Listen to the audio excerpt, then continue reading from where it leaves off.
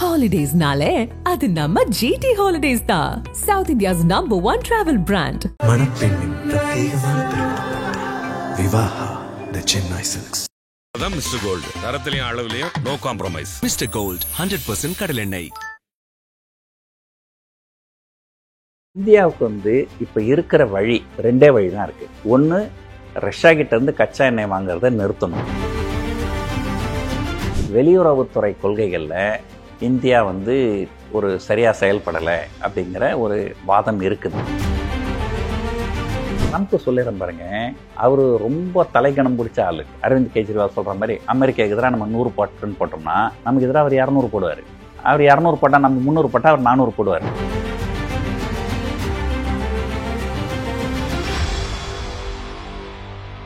IBC Tamil நேயர்களுக்கு வணக்கம். இன்று நம்முடன் நேர்காணலில் பொருளாதார நிபுணர் PR சுந்தர் இணைந்திருக்கிறார். வணக்கம் சார். வணக்கம் சார். நீங்கள் சொன்னீங்க இந்த எக்ஸ்ட்ரா 25% அந்த டேரிஃப் ரஷ்யாகிட்டேருந்து நாம் க்ரூட் ஆயில் வாங்குறது தான் பிரச்சனைன்னு. ஆனால் இதை தாண்டி அமெரிக்கா ஆரம்பத்திலேருந்தே அவங்களுடைய வேளாண் பொருட்களை இந்தியன் மார்க்கெட்டுக்கு ஓப்பன் பண்ண சொல்லி வலியுறுத்திட்டு இருக்காங்க. குறிப்பாக அங்கே இருக்கக்கூடிய அந்த மரபணு மாற்றம் செய்யப்பட்ட விதைகள் ஆகட்டும், அதே போல் இந்த பால், அசைவ பால்னு சொல்லி அந்த டேர்மில் சொல்கிறாங்க. ஸோ அங்கே மாடுகளுக்கு அசைவ தீவனங்களே கொடுத்து அதிலிருந்து உற்பத்தி செய்யக்கூடிய அந்த பாலோட மார்க்கெட்டிங் இந்தியாவில் அதை ஓப்பன் பண்ணி சொல்கிறாங்க. ஆனால் அதில் பிரதமர் மோடி உறுதியாக இருக்காரு, அந்த மார்க்கெட்டை நாங்கள் அமெரிக்கா பொருட்கள் நாங்கள் அனுமதிக்க மாட்டோம், குறிப்பாக வேளாண் பொருட்களுக்குன்னு சொல்லிட்டு அதில் உறுதியாக இருக்காரு. ஸோ அதுவும் ஒரு காரணம்னு சொல்கிறாங்களா சார்? இது எல்லாமே ஒரு அஃபிஷியல் தகவல்கள் கிடையாது. அமெரிக்காவுடைய டீமுக்கும் இந்தியாவுடைய டீமுக்கும் என்ன பேச்சுவார்த்தை நடந்தது, எதனால் இந்த சிக்கல் இருக்குது அப்படிங்கிறது நமக்கு வந்திருக்கிற அஃபிஷியலான செய்தி ஒன்று செய்தி தான். இந்தியா ரஷ்யாவிடமிருந்து கச்சா எண்ணெய் வாங்குவதால் நாங்கள் 50% வரி. நேற்றும் அமெரிக்காவில் ஒரு அதிகாரி சொல்லியிருக்கிறாரு, நாளைக்கே ரஷ்யா கிட்டேருந்து இவங்க கச்சா எண்ணெய் வாங்கலைன்னு சொல்லட்டும், நாளைக்கே நாங்கள் இந்த 50% 25% குறைத்து விடுவோம் அப்படின்னு தான் சொல்லியிருக்கிறாங்க. ஒரு கருத்து வேறுபாடு அப்படிங்கிறது எல்லா நாடுகளுக்குமே இருக்கும். ஆனால் அந்த கருத்து வேறுபாடை நம்ம பேசி, இல்லைங்க இது வேளாண் பொருட்கள் எங்களுக்கு பாதிக்கும், ஸோ நாங்கள் இதை ஒத்துக்க முடியாது அப்படின்னு சொல்லி பேசலாம். அது ஒன்றும் தப்பு கிடையாது. ஆனால் இங்கே கேள்வி என்னென்னா, ஒரு அமெரிக்க அதிபர் 4 தடவை ஃபோன் பண்ணார், இவர் ஃபோனை எடுக்கலை அப்படின்னா அதை நீங்கள் எப்படி ஒரு சரியான ஒரு விஷயமா நம்ம எடுத்துக்க முடியும்? ஒரு அமெரிக்காவை இதுவே நீங்கள் சொல்ல மாதிரி இதுவும் அஃபிஷியல் நியூஸாக எடுத்துக்க முடியாதுல்ல சார்? இதுவே பரவ விடுறாங்களா இந்த மாதிரி? அதுக்கு பின்னணியில் வேறு ஏதாச்சும் இருக்கலாம். ஆனால் இந்த மாதிரி ஒரு நாட்டினுடைய பிரதமரை பற்றி இது மாதிரியான ஒரு தவறான செய்திகள் பத்திரிகைகள் வந்தால், அது எல்லா பத்திரிகைகளையும் வந்திருக்கு. இந்திய பத்திரிகைகள் மட்டும் இல்லை, வெளிநாட்டு பத்திரிகைகளும் வந்திருக்குது. வெளியிட்டது ஜெர்மன் ஊடகம் தான் ஆமாம். அப்போ அதை மறுப்பு தெரிவிச்சிருக்கணுமா இல்லையா? ஸோ மறுப்பு தெரிவிச்சிருக்கலாம் இல்லையா? ஸோ அந்த மாதிரி மறுப்பு எதுவும் அரசாங்கத்தின் சார்பில் தெரிவிக்கப்படவில்லை. ஸோ இப்போ இந்த இந்தியாவுக்கு இப்போ இருக்கிற வழி என்ன வழினா, ரெண்டே வழி தான் இருக்குது. ஒன்று, ரஷ்யா கிட்டேருந்து கச்சா எண்ணெய் வாங்குறத நிறுத்தணும். நிறுத்தினால் இந்த 50% வரி 25% வரி ஆகிடும். நான் ஏற்கனவே சொன்ன மாதிரி 25% வரி பிரச்சனை கிடையாது. ஏன்னா மற்ற நாடுகளுக்கும் ஏறக்குறைய அந்த வரி இருக்குது. ஆனால் நம்ம அமெரிக்கன், இப்போ நான் ஏற்கனவே சொன்ன மாதிரி மற்ற நாடுகள் 100 ரூபாய்க்கு விற்றாங்க பேனா, நம்மளும் 100 ரூபாய்க்கு விற்றோம். இப்போ மற்ற நாடுகளும் 125 விற்பாங்க, நம்மளும் 125 விற்றோம்னா பிரச்சனை இல்லை. நாம் 150 விற்கணும்னு சொன்னால் நம்ம பேனாவை யாரும் வாங்க மாட்டாங்க, மற்ற நாடுகள் பேனா தான் வாங்க, நம்முடைய பேனா இண்டஸ்ட்ரி அடி வாங்கும். ஸோ முதல்ல ரஷ்யா கிட்டேருந்து கச்சா எண்ணெய் வாங்குறது நிறுத்தினாங்கனால் இந்த 50% வரி 25% வரும். அது ஒரு பெரிய பாதிப்பை ஏற்படுத்தாது. ஆனால் இவங்க தொடர்ந்து கச்சா எண்ணெய் ரஷ்யா கிட்டேருந்து தான் வாங்குவேன் அப்படின்னு சொன்னாங்கனால் ஒரு பொருளாதாரம் மிகப்பெரிய லெவலில் அடி வாங்கிறதுக்கு வாய்ப்புகள் நிறைய இருக்குது. இன்னொரு வழி ஒன்று சொன்னீங்களே சார், 2 வழிகள்னு சொல்லிட்டு இது ஒன்று சொன்னீங்க. அதான், இன்னொன்று இதை தொடர்ந்து கச்சா எண்ணெய் வாங்கணும், அந்த பாதிக்கப்பட்ட இண்டஸ்ட்ரீஸ்க்கு ஏதாவது உதவி பண்ணணும். ஸோ அப்போ கேள்வி என்னென்னா, அந்த பாதிக்கப்பட்ட இண்டஸ்ட்ரீஸ்க்கு எப்படி உதவி பண்ண போகிறாங்க, அது எந்த அளவுக்கு உதவி பண்ண முடியும்? ஏன்னா பாதிக்கப்பட்டது ஒரு இண்டஸ்ட்ரி மட்டும் இல்லை, நீங்கள் டெக்ஸ்டைல்ஸ்லேருந்து சீ ஃபுட்ஸ்லேருந்து ஆமாம் பல்வேறு துறைகள் இருக்குது. Textiles, gems, jewelleries, apparels, electrical goods, auto components, இது எல்லாமே இந்தியாவிலேருந்து மிகப்பெரிய லெவலில் ஏற்றுமதி ஆகின்ற விஷயங்கள். இன்னும் குறிப்பாக கேட்டிங்கன்னா பார்மசூட்டிக்கல், அதுவும் நிறைய இந்தியாவிலேருந்து எக்ஸ்போர்ட் பண்ணுறாங்க. ஆனால் இன்றைக்கு வரைக்கும் அந்த பார்மசூட்டிக்கலுக்கு வரி விதிக்கலை அமெரிக்காவில். அதுக்கு தனியாக வரி விதிக்க போகிறேன்னு சொல்லியிருக்கிறாங்க. அது இன்னும் முடிவுக்கு வரல. ஸோ கடுமையாக வந்து ஒரு பாதிப்பை ஏற்படுத்தும். சார், டெல்லியோட சீஃப் மினிஸ்டர் அரவிந்த் கெஜ்ரிவால் என்ன சொல்லியிருக்காருன்னா, அவங்க நம்மளுக்கு 50% வந்து டேரிஃப் வச்சாங்கன்னா நம்ம பதிலுக்கு வந்து இந்தியாவும் வந்து ஒரு 100%, 100% அது டபுளாக வந்து டேரிஃப் போடணும் அப்படின்னு சொல்லிட்டு அவரு ஒரு கோட் பண்ணியிருக்காரு. ஸோ அது எந்த அளவுக்கு சாத்தியம் சார்? கண்டிப்பாக அதெல்லாம் சாத்தியமே கிடையாதுங்க. ஏன்னா ஒரு விஷயம் சொல்லிடுறேங்க. ஒரு திருக்குறள் ஒன்று வரும். உன்னை விட வலிமையாக இருக்கிற ஒருத்தங்கிட்ட நீ சண்டை போட முடியாது. போட்டின்னா நீ தான் தோற்றுருவ. உன்னை விட எளிமையானவன்கிட்ட நீ சண்டை போட்டின்னா உன்னை பார்க்குற மக்கள் உன்னை கேவலமாக பேசுவாங்க. அதனால் உன்னோட வலிமையானவன்கிட்டே நீ சண்டை போடாத, உன்னோட எளிமையானவன்கிட்டவும் நீ சண்டை போடாத. அதுதான் வந்து மரியாதை. அதே விஷயந்தான் இங்கே. அமெரிக்கா வந்து நம்மளை விட வலிமையான நாடு. அவங்கள விட சண்டை போட்டு நம்ம ஜெயிக்க முடியாது. ஆனால் சமாதானமாக பேசி ஜெயிக்கலாம். சரி, ஒரு வாதத்துக்காக சொல்கிறேன். கொஞ்ச நாளைக்கு முன்னாடி என்ன நடந்ததுன்னா, சைனாவுக்கு எதிராக நாங்கள் 25% வரி அப்படின்னு ட்ரம்ப் சொன்னார். உடனே சைனா என்ன சொன்னாங்க, உங்களுக்கு எதிராக நாங்கள் 25% அப்படின்னாங்க. உடனே மறுநாள் என்ன சொன்னார் ட்ரம்ப்பு, சைனாவுக்கு எதிராக நாங்கள் 50%னாரு. சைனா என்ன சொன்னாங்க, நாங்களும் 50%. அப்புறம் அவங்க என்ன சொன்னாங்க, 75னாரு. இவங்களும் 75, அவர் 100னார், இவங்களும் 100. அவங்க 145 வரைக்கும் போனார் ட்ரம்ப்பு. இவங்களும் 145 வரைக்கும் போயிட்டாங்க. மறுநாள் என்ன பண்ணிட்டாரு ட்ரம்ப், 245ன்ட்டார். ஸோ இப்படியே போய்கின்னு தான் 1000%, 2000% போய்கின்னு இருக்கோம். நீ எக்கடா கட்டு போப்பா, எங்களுக்கு அதை பற்றி கவலை இல்லை, நாங்கள் இது 145 நிறுத்திடுறோம், இதுக்கு மேலே நாங்கள் ஏற்ற மாட்டோம்னு சைனா சொன்னாங்க. அதுக்கப்புறம் தான் ட்ரம்ப் வந்து கொஞ்சம் இறங்கி வந்து 3 மாதம் டைம் கொடுக்குறேன், இப்போதைக்கு நான் 10% மட்டும் வரி போடுறேன்னு சொன்னார். அதுக்கப்புறம் அந்த 3 மாதம் முடிஞ்சு இன்னொரு 3 மாதம் எக்ஸ்டெண்ட் பண்ணியிருக்கிறாங்க சைனாவுக்கு. சார், பட் சைனாவை பொறுத்த வரைக்கும் சார், முதல் முறையாக ட்ரம்ப் வந்து பிரசிடென்ட் ஆனப்போ வந்து இதே மாதிரி இந்த நெருக்கடியில் வந்து சைனா ஃபேஸ் பண்ண நினைட்டாங்க. அவங்க வந்து படிப்படியாக வந்து அமெரிக்காவிலேருந்து இறக்குமதி செய்யக்கூடிய பொருட்களை வந்து குறைச்சிக்கிட்டு இவங்க வந்து ஆல்டர்னேட்டிவாக வந்து கிட்டத்தட்ட 8 to 9% வந்து குறைச்சிட்டாங்க. இது வரைக்கும் அவங்க ஆல்டர்னேட்டிவாக மார்க்கெட்ஸ் தேடிட்டு இருக்காங்க. அதை தாண்டி இன்டர்நேஷனல் குளோபல் லெவலில் வந்து சைனாவோட ப்ராடக்ட்ஸ்க்கு வந்து ஒரு டிமாண்ட் இருக்குது. அவங்களுடைய வந்து விலை வந்து ரொம்ப மலிவான விலையில் வந்து மற்ற நாடுகளுக்கு வந்து ஏற்றுமதி செய்கிறாங்க. குறிப்பாக யூரோப் கண்ட்ரீஸ்க்குலாம் வந்து ஏற்றுமதி செய்கிறாங்க. ஸோ சைனாவுடைய பொருட்களுக்கு அவங்க அமெரிக்கா சந்தையை தவிர்த்துட்டு மற்ற நாடுகளை நோக்கி அவங்க கவனத்தை திருப்புறாங்க. ஸோ அதே போல் இந்தியாவும் ஒரு ஆல்டர்னேட்டிவாக வந்து இப்போ யூரோப் கண்ட்ரீஸ், ஸோ இந்த மாதிரி மற்ற நாடுகளுக்கான அந்த சந்தையை வந்து விரிவுபடுத்துகிறோம். ஸோ இந்தியா வந்து ஆல்டர்னேட்டிவ் சொல்யூஷன், அமெரிக்காவே நம்பிட்டு இருக்காம அந்த ஆல்டர்னேட்டிவ் பிளான்ஸ் வந்து எடுத்துக்கணும்னு சொல்லி ஒரு கோட் பண்ணுறாங்களா சார்? அது என்ன? அது எல்லாமே ரைட்டுங்க, அது நான் எதுவுமே இல்லைன்னு சொல்லலை. ஆனால் இதையெல்லாம் உலகாலம் பண்ணியிருக்கலாம் இல்லையா? உலகாலம் ஏன் பண்ணலை? உலகாலம் அந்த மற்ற நாடுகள்லாம் இருந்ததில்லை. இதெல்லாம் வந்து ஒரு பேசுகிறதுக்கு நல்லாயிருக்கும். நம்ம வந்து என்றைக்குமே வந்து சைனா கூட நம்ம கம்பேர் பண்ண முடியாது. அவங்களுக்குன்னு சில தனிப்பட்ட ப்ளஸ் பாயிண்ட்டும் இருக்குது, மைனஸ் பாயிண்ட்டும் இருக்குது. நமக்குன்னு சில தனிப்பட்ட ப்ளஸ் பாயிண்ட்டும் மைனஸ் பாயிண்ட்டும் இருக்குது. ஒரு உதாரணத்துக்கு சொல்கிறேன் பாருங்கள். ரஷ்யா யுக்ரைன் பிரச்சனை வந்தது, அதை விட்டுருங்க. பொதுவாகவே வந்து ஒரு நல்லா இருந்த காலத்தில் அமெரிக்கா நமக்கு நட்பான நாடு இருக்குதுன்னு நம்மளாம் நினச்சிக்கின்னு சைனாவை நம்ம எதிர்த்துக்கணும். எப்படி எதிர்த்தோம்? ஒரு 3-4 வருஷத்துக்கு முன்னாடி இந்த டிக்டாக்னு ஒரு ஆப் இருக்குது தெரியுங்களா? அதை போல் பல ஆப்பு, சைனீஸ் ஆப் எல்லாத்தையும் இந்தியாவில் பேன் பண்ணிட்டாங்க. சீனர்களுக்கு யாருக்கும் இங்கே வந்து விசா கொடுக்கல. அப்படியே ஒரு பெரிய எதிர்த்துக்கினாங்க. ஸோ இன்னைக்கு அமெரிக்கா கூட பிரச்சனை வந்ததால் அமெரிக்கா மட்டும்தான் நாடா, இன்னும் மற்ற நாடுகள் இல்லையா, நாங்கள் மற்ற நாடுகள் கூட வியாபாரம் பண்ணுவோன்னா அந்த மற்ற நாடுகள் இன்றைக்கி என்ன பார்த்து சொல்லலாம், இவ்வளோ நாள் என்ன மதிச்சியா? இன்றைக்கி அமெரிக்கா கூட சண்டை போட்டுருவே, என்ன மதிக்கிற மாதிரி வர, நாளைக்கு நீ திரும்ப அமெரிக்கா கூட ராசி ஆகிட்டுன்னா அப்போ என் கூட பிஸ்னஸ் நிறுத்துருவியா? நாளைக்கு அமெரிக்கா வந்து டேரிஃப் ஹோல்ட் பண்ணாங்கன்னா நான் மறுபடியும் பிஸ்னஸ் மறுபடியும் வந்து இப்போ அந்த 40 நாடுகள் கூட பண்ண மாட்டிங்களா? ஸோ அது வந்து ஒரு இது கிடையாது. நீங்கள் ஏற்கனவே ஒரு 100 பொருட்கள் தயாரித்து அமெரிக்காவுக்கு அனுப்புறீங்கன்னா 150 பொருட்கள் தயாரித்து அந்த 50 பொருட்களை மற்ற நாடுகளுக்கு விரிவுபடுத்தணுமே தவிர, நான் இந்த 100 பொருட்களை அமெரிக்கா கூட அனுப்புகிறேன், நீங்கள் நிறுத்திட்டா நான் ஐரோப்பாவுக்கு அனுப்புவேன் அப்படின்றாங்க. அது வந்து இது கிடையாது. ஸோ முதல்ல வந்து ஒரு பெரும்பாலான நிபுணர்கள் சொல்கிற கருத்தை நம்ம கிட்ட சொல்லிடுறேன் பாருங்கள். வெளியுறவுத்துறை கொள்கைகளில் இந்தியா வந்து ஒரு சரியாக செயல்படலை அப்படிங்கிற ஒரு வாதம் இருக்குது. ஒரு உதாரணத்துக்கு சொன்னீங்கன்னா, எனக்கு ஒரு பிஜேபி நண்பர் இருக்கிறாரு. அவர் சொல்லுவார், சார் உங்களுக்கு தெரியுமா, நம்முடைய பாரத பிரதமர் நரேந்திர மோடிக்கு 28 நாடுகள், அந்த ஒவ்வொரு நாடும் அந்த நாட்டினுடைய மிக உயரிய விருதை நம்முடைய பாரத பிரதமர் நரேந்திர மோடிக்கு கொடுத்துருக்குறாங்க. சரி, கேட்குறதுக்கு ரொம்ப பெருமையாக இருக்குது, இல்லைன்னு சொல்லலை.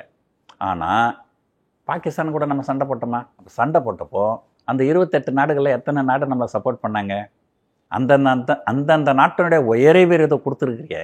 ஆனால் இன்றைக்கி எனக்கு ஒரு பிரச்சனை, பாகிஸ்தான் வந்து நம்மளை அடிக்கிறான், நம்ம அவனை திருப்பி அடிக்கிறோன்னாக்கா எத்தனை பேர் சப்போர்ட் பண்ணாங்க? ஒரு நாடு கூட சப்போர்ட் பண்ணல. நமக்கு சப்போர்ட் பண்ண ஒரே நாடு இஸ்ரேல். ஏன்னா இஸ்ரேல் கிட்ட வந்து நம்ம ட்ரோன் வாங்குகிறோம். கரெக்டுங்களா? ஸோ அப்போ என்னென்னா வந்து ஒரு டிப்ளமேட்டிக் ஒரு வார் அப்படின்னு வரும்போது நீங்கள் பேட்டில் ஃபீல்டு, அங்கே போர் களத்தில் ஜெயிக்கிறது முக்கியம் கிடையாது. அதுக்கு முன்னாடியே டிப்ளமேட்டிக் ஃபீல்டில் நீங்கள் ஜெயிக்கணும். உலக நாடுகளோட சப்போர்ட் உங்களுக்கு இருக்கணும். அது இல்லை.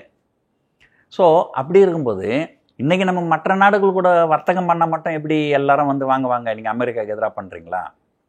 ஸோ இந்த ட்ரம்ப் சொல்லிடுறேன் பாருங்க, அவர் ரொம்ப தலைக்கணம் பிடிச்ச ஆள். ஸோ நீங்கள் என்ன பண்ணுறீங்க, அமெரிக்கா கூட இவர் அரவிந்த் கெஜ்ரிவால் சொல்கிற மாதிரி அமெரிக்காவுக்கு எதிராக நம்ம 100 போட்டுன்னு போட்டோம்னா நமக்கு எதிராக அவர் 200 போடுவார். அவர் 200 போட்டால் நம்ம 300 போட்டால் அவர் 400 போடுவார். கரெக்டுங்களா? ஓகே, அப்போ அமெரிக்கா கூட பண்ண முடியாது. சரி, நான் சொல்கிறீங்க எனக்கு மற்ற நாடுகள் கூட பண்ணுங்கள். அவர் என்ன பண்ணார், மற்ற நாடுகளை மிரட்டுவார். யார் யாரெல்லாம் இந்தியா கிட்ட வர்த்தகம் பண்ணுறீங்களோ அவங்களுக்கெல்லாம் நான் 200% டேக்ஸுன்னு போனார். அப்போ என்ன பண்ணுவீங்க? அப்போது உங்ககிட்ட இந்த பொருட்களை வாங்குற 3வது நாடு உங்களுக்கு பயப்படுமா, அமெரிக்காவுக்கு பயப்படுமா? அமெரிக்காவுக்கு தான் வந்து அது பிறகு. ஸோ இதெல்லாம் வந்து நம்ம பேசுறதுக்கு ஒரு நல்லா இருக்கும். ப்ராக்டிக்கலாக அரசியல்வாதிகள்லாம் வந்து அவங்களுடைய ஃபாலோவர்ஸு ஆஹா எங்கள் தலைவருடைய பேசுதான்னு சொல்கிறதுக்கு எல்லாம் நல்லா இருக்குமே தவிர ப்ராக்டிக்கலாக பார்த்தீங்கன்னா நிறைய விஷயங்கள் வந்து கண்டிப்பாக உங்களால் செய்ய முடியாது இல்லைங்களா? சரி, இன்னொன்று சொல்கிறேன். நீங்கள் வந்து ஒரு யூடியூப் சேனல் தான் நடத்துகிறீங்க. உங்களுடைய முக்கியமான வாழ்வாதாரமே யூடியூப் தான். நாளைக்கு வந்து ட்ரம்ப் வந்து இந்த இந்தியாவிலலாம் ரொம்ப பிரச்சனை பண்ணுறாங்க, அதனால் இந்த யூடியூப் சர்வீஸ்லாம் இந்தியாவுக்கு நிறுத்துங்க, ஃபேஸ்புக்கெல்லாம் நிறுத்துங்க, வாட்ஸ்அப்லாம் நிறுத்துங்க, இன்ஸ்டாகிராம்லாம் நிறுத்துங்க, எல்லாத்தையும் நிறுத்துங்க. நீங்கள் நிறுத்தலை உங்களுக்கு நான் 50% எக்ஸ்ட்ரா டேக்ஸ் போடுவேன் அப்படின்னு அங்கே இருக்கிற அமெரிக்க நிறுவனங்களை அவர் மிரட்டுவார். இதுக்கு உண்டான சாட்சிகள்லாம் இருக்குது. ஏற்கனவே நிறைய கம்பெனிகளை அவர் மிரட்டி இருக்கிறார். தாண்டி ஐடி செக்டர்ஸ்ன்னு பார்த்தா அது ஒரு நீளும் பெரிய பட்டியலே இருக்கும். நீங்கள் வந்து இந்தியர்களை வந்து நீங்கள் அந்த ரெக்ரூட் பண்ணக்கூடாது அப்படின்லாம் சொன்னாக்கா அப்போ நம்ம நிலைமை என்ன ஆகும்? யோசனை பண்ணி பாருங்கள். ஒரு யூடியூபோ, வாட்ஸ்அப்போ, ஃபேஸ்புக்கோ, இன்ஸ்டாகிராமோ இல்லாமல் நீங்கள் பொழுதுபோக்கு விட்டுருங்க. நேற்று கூட பார்த்தேன், ரயில்வே டிக்கெட்லாம் வந்து வாட்ஸ்அப்பில் புக் பண்ணுறாங்களாம். இப்போ வாட்ஸ்அப்பை பேன் பண்ணிட்டா எப்படி புக் பண்ணுவீங்க? ஸோ அமெரிக்கா, ஆனால் இப்போ இதே நீங்கள் சைனாவை பார்த்து கேட்க முடியாது. ஏன்னா அங்கே யூடியூப் இருக்குதுன்னா யூடியூபுக்கு சமமாக சைனாவில் ஒரு ஆப் வச்சுருக்குறாங்க. அங்கே ஃபேஸ்புக் இருக்குன்னா அதுக்கு சமமாக ஒரு ஆப் அங்கே வச்சுருக்குறாங்க. அங்கே ட்விட்டர் வச்சுருக்குறாங்கன்னா அதுக்கு சமமான ஒரு ஆப் அங்கே வச்சுருக்குறாங்க. நம்ம என்ன பண்ணோம், கூ அப்படின்னு ஒரு ஆப்பு. எதுக்கு? ட்விட்டருக்கு போட்டியா என்ன ஆச்சு? எங்கே போச்சு? இல்லை. சமீபத்தில் ஒரு பிரைம் மினிஸ்டர் கூட ஏதோ ஒரு ட்வீட் பண்ணியிருக்கிறாரு, நீங்கள் வெளிநாட்டு பொருட்கள்லாம் வாங்காதீங்க, உள்நாட்டு பொருட்கள் வாங்குங்க. ஆனால் அதுக்கு பதில் சொல்கிறாங்க, சரி இவர் போகிற காரு உள்நாட்டு கார் இல்லை, இவர் போகிற விமானம் உள்நாட்டு விமானம் கிடையாது, இவர் போட்டுங்கிற ட்ரெஸ்ஸு உள்நாட்டு ட்ரெஸ்ஸு கிடையாது, இவர் போட்டுங்கிற கண்ணாடி உள்நாட்டுது கிடையாது. ஆனால் இவர் மட்டும் எல்லா பொருட்களையும் வெளிநாட்டை வச்சுக்கின்னு பொதுமக்களை பார்த்து நீங்கள் உள்நாட்டு பொருட்களை வாங்குங்க அப்படின்னு சொன்னாக்கா, ஸோ அந்த இடத்துல தான் சைனாக்கு இருக்கிற ஒரு அட்வான்டேஜ். அதே மாதிரி சைனா எப்படி வந்து துணிஞ்சி ஸ்டாண்டர்ட்ஸ் எடுக்கிறாங்களோ அதே மாதிரி நம்மளாலும் பண்ண முடியாது, சாத்தியம் முடியாது. இப்போ ஒரு சின்ன உதாரணம் சொல்கிறேன் பாருங்கள். இப்போ நீங்கள் உட்கார்ந்துட்டு இருக்கிறீங்க, அப்படியே கொஞ்சம் தலையை மேலே தூக்கி பாருங்கள். என் வீட்டில் ஒரு சாண்டிலியர் லைட் இருக்குது. இந்த லைட்டு நான் வந்து முதல்ல வந்து இந்தியாவில் தான் வாங்குவோம் அப்படின்னு போனேன். சென்னையில் ஒரு கடையில் கேட்டேன், அது விலை 2 லட்ச ரூபா அப்படின்னு சொன்னாங்க. அப்போ உடனே என் பையன் வந்து கூகுளில் பார்த்து சொல்கிறான், அலிபாபான்னு ஒன்று இருக்குது. இங்கே ஃப்ளிப்கார்ட்லாம் இருக்குல்ல, அந்த மாதிரி அங்கே அலிபாபான்னு ஒரு சைட் இருக்குது, அதில் இதோட விலை 65,000 தான் போட்டிருக்குது அப்படின்றான் பையன். ஸோ அதுக்கப்புறம் கடையில் கேட்டாக்கா, சார் நாங்களே சைனாவிலேருந்து வாங்கி விற்கிறோம் அப்படின்றாங்க. ஸோ பெரும்பாலான நிறுவனங்கள் சைனாக்கிட்டேருந்து இம்போர்ட் பண்ணி தான் இங்கே விற்கிறாங்க. ஏன்னா அங்கே காஸ்ட் ஆஃப் ப்ரொடக்ஷன் அவ்வளோ குறைவாக இருக்குது. அவங்க வந்து வேர்ல்டில் காம்படிட்டிவாக இருக்கிறாங்க. நாம் வந்து அந்தளவு காம்படிட்டிவாக இருக்கிறோமா அப்படின்னு கேட்டிங்கன்னா கண்டிப்பாக இல்லை அப்படிங்கிறது தான். நான் சிங்கப்பூரில் இருந்தப்போ நெய் வாங்குவேன் நம்ம சமையலுக்காக. அமுல் நெய் தான் நாங்கள் வாங்குவோம். ஆனால் ஆஸ்திரேலியாவிலேருந்து நியூசிலாந்தில் சில நெய் வருது, அது அமுல் நெய்யில் பாதி விலை தான் இருக்கும். இந்திய பொருட்களோட விலையில் பாதி விலையில் அப்போ நானே சொல்ல என் மனைவி கிட்ட, என்னம்மா எப்போ பார்த்தாலும் அமுல் நெய்ன்னு சொல்கிற, நியூசிலாந்து ஆஸ்திரேலியாலாம் வந்து ஒரு பறந்து விரிந்து ஒரு ஒரு பொல்யூஷனே இல்லாத இடத்துல மாடுகள்லாம் மேய்ஞ்சி நல்லா பால் கொடுக்கும், அதில் வர நெய்யே வந்து $5, ஆனால் நம்ம அமுல் நெய் $10. இல்லை, என் மனைவி வந்து அமுல் நெய் தான் வாங்குவாங்க.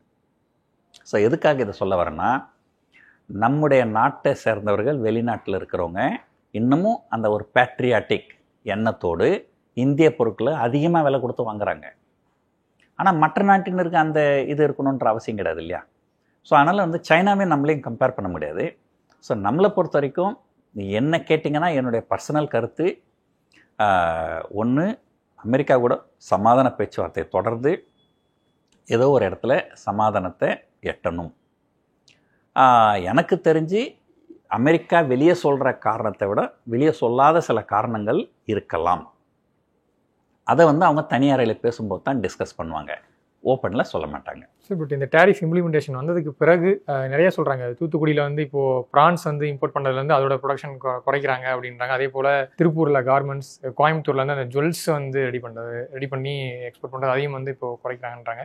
என்ன மாதிரியான ஷார்ட் டைம் இம்பாக்ட்ஸ் வந்து ஏற்படுத்துது சார் இந்த டேரிஃப்? கண்டிப்பாக நான் ஏற்கனவே சொன்னேன் இல்லைங்களா, அமெரிக்காவுக்கு ஏற்றுமதி ஆகின்ற எல்லா நிறுவனங்களும் பெருமளவு இழப்பை சந்திக்கும்.